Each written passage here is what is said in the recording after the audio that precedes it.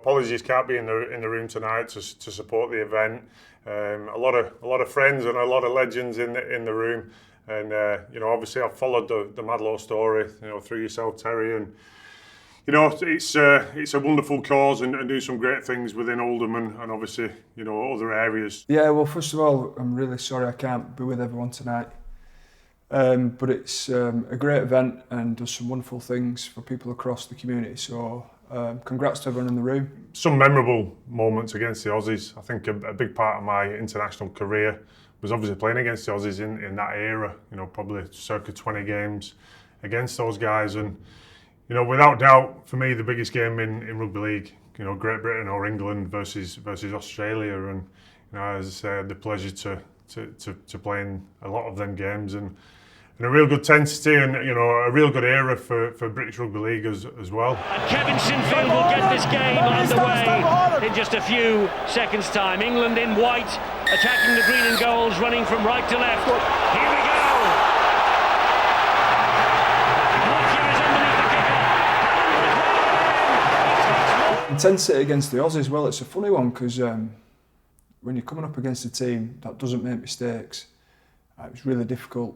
And because of the two different styles, because of the style they play in the NRL and then the one in the Super League, and historically how we throw the ball about, and perhaps they're a little bit more conservative, has meant that you're coming up against a team that is very robotic, like I said, doesn't make mistakes, and their competition is that good week in, week out, that they're all used to playing at such a standard. Then they've got the state of origin, which I think prepares them magnificently for Test rugby. The intensity of a Great Britain England, against Australia is one that you've got to be at your best, and I think that's the way we train, that's the way we're focused, and for me, always brought out certainly brought out the best in me as a player.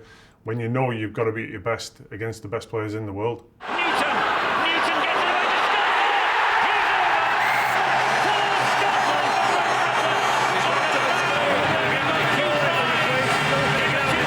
It's been a long time coming, this series. I think 2003 was the last ever Ashes series which I had the pleasure of playing in.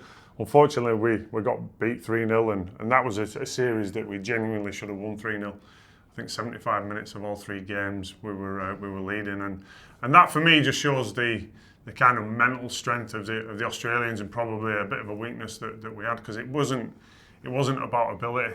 We didn't get beat on ability. I think we got beat mentally. And the first time I came up against them, I was a young lad. It was back in 2001, and for Great Britain, and we won actually. So I probably should have stopped there. But I just remember on the night the intensity that we had, the British lads. We had some wonderful players in our team, and I was only a baby, but the game was ferocious and fast and physical, and end to end as well. Price to Sinfield. Now when they get to the last, it's just a little kick into the in-goal area. That's what they need. Sculthorpe!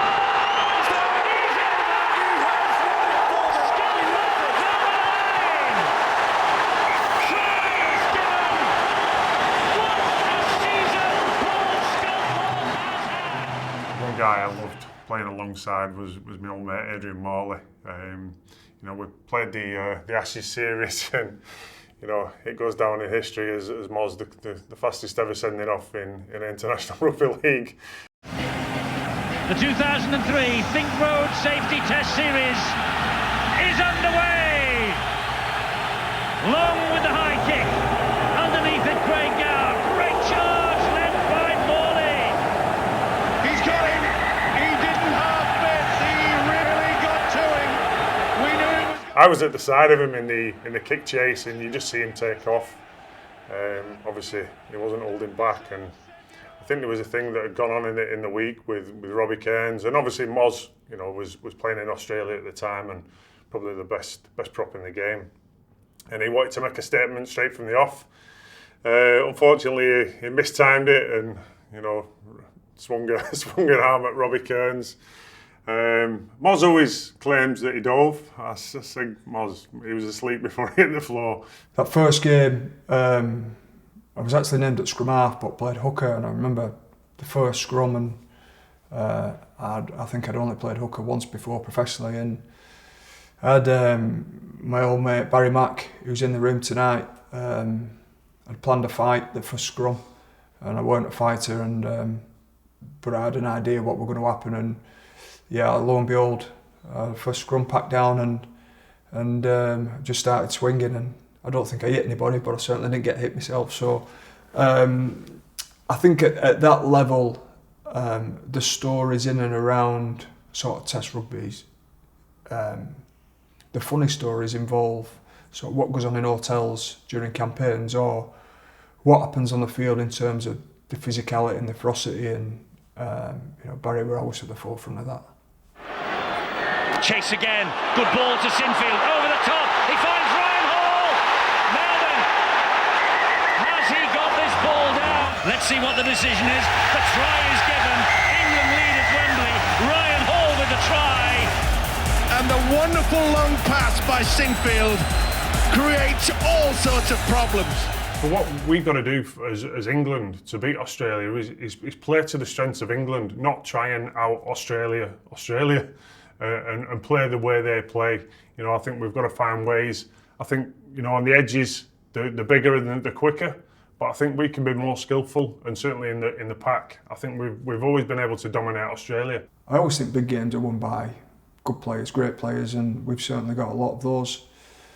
As I've already said, I don't think there's a better time than now to play against the Aussies, and and that ain't trying to lump a lot of pressure on the lads, because it's been 50 years since we've been able to win the Test series, so it's certainly not lost on me how difficult it is, and I had a number of failed attempts. So, but I do feel with the transition they've got with some guys who are putting their hand up and playing for other nations too. Samoans have been strengthened, the Tongas have been strengthened, because some Australian players have gone to play where the heritage and where the families are from. So I don't think there's a better time, and we can all get behind those English boys and all support them, and I think it'd be a huge shot in the arm for English Rugby League.